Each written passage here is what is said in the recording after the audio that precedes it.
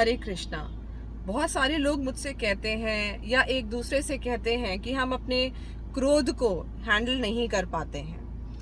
मैं भी नहीं कर पाती हूँ, बट हाँ, मेरे को इस बात का जवाब पता है कि ऐसा क्यों होता है कि हम अपने क्रोध को चाहते हुए भी कंट्रोल क्यों नहीं कर पाते हैं। इसका जवाब भगवत गीता में भगवान कृष्ण देते हुए कहते हैं कि जो इंसान का नेचर है, मैं बहुत ही सरल शब्दों में आपको समझाऊंगी कि हमारा जो ह्यूमन नेचर भगवान कृष्ण ने बनाया है, दैट इज भगवान की खुद की एक्सटर्नल एनर्जी है।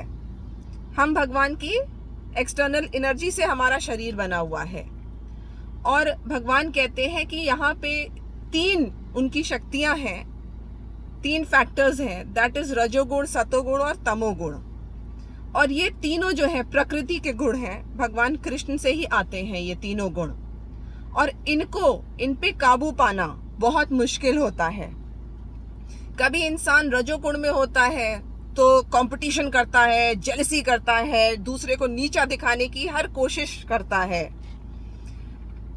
और जब तमोगुण में होता है तो हो सकता है नशा करता है, किसी बात को समझना ही नहीं चाहता है, दिमाग के दरवाजे बिल्कुल बंद कर लेता है और हर वो व्यवहार करता है जिससे दूसरों को तकलीफ हो और उसको शायद खुद को तकलीफ हो, ऐसा नेचर अपना लेता है। सतोगुण व्यक्ति जो होता है वो शांत रहने की कोशिश करता है, सेटिस्फाइड होता है। अच्छा, ये तीनों गुण जो हैं एक ही इंसान में फ्लक्चुएट होते रहते हैं कॉन्टिन्यूअसली या फिर कुछ कुछ इंटरवल के बाद। इसीलिए कभी ऐसा होता है कि हमें कभी गुस्सा आ रहा होता है किसी एक बात पे और थोड़ी देर बाद हो सकता है हम शांत भी हो गए होते हैं। तो हम कॉन्टिन्यूअसली सतोगुण, रजोगुण और तमोगुण में फ्लक्चुएट करते रहते हैं। अब भगवान कृष्ण भगवत गीता में कहते हैं कि मेरी ये पराशक्ति है, बहिरंगा शक्ति है और इससे पार पाना बहुत मुश्किल है, लेकिन आप पार पा सकते हैं इस तकलीफ से, इन तीनों गुणों से प्रकृति के, कृष्ण की शरण ग्रहण करके। क्यों कृष्ण की शरण ग्रहण करके क्यों हम इस चीज से शांति या मुक्ति पा सकते हैं और क्यों हम अपने क्रोध पे और कैसे अपने क्रोध पे या अपनी बैड फीलिंग्स के ऊपर कंट्रोल पा लेंगे अगर हम कृष्ण को शेल्टर में चले जाएंगे, उनके शरणागत हो जाएंगे।